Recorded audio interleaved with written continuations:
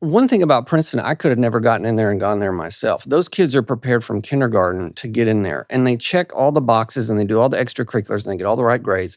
And so when they get there, they're all tremendously intelligent, but they're kind of, in my view, we're sort of carbon copies of each other. Mhm. Everybody looks the same. There's a lot of conformity. Like I said a minute ago, nobody wants to talk. I had not been from that world, and what I told them was I would stand up on the first day of class, and I've never seen eyes get bigger than when I say this. I would say, y'all are boring.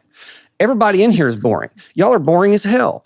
And it's not going to get any better unless you become interesting. And the only way you become interesting is to have ideas that are not your own boring, ignorant ideas. What that means is that you need to read people whose ideas have endured because they stand for something. You may agree with them. You may disagree with them. Take them into yourself. Fight with them. Argue with them. There are so many thoughts that and this is not your fault. You're 18 years old. Don't worry about being boring. That's fine.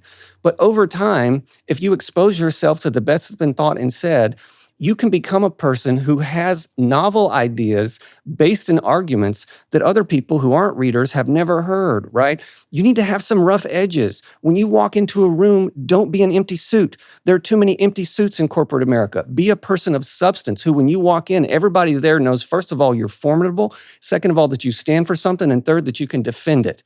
And if you haven't exposed yourself to wisdom, to arguments, to ideas that you can articulate with precision, that make you different, that make people stand up and listen when you talk, then you're going to be a failure. And so getting into Princeton, as you said, is the beginning. It is not the end. On your tombstone, it should not say that you went to Princeton.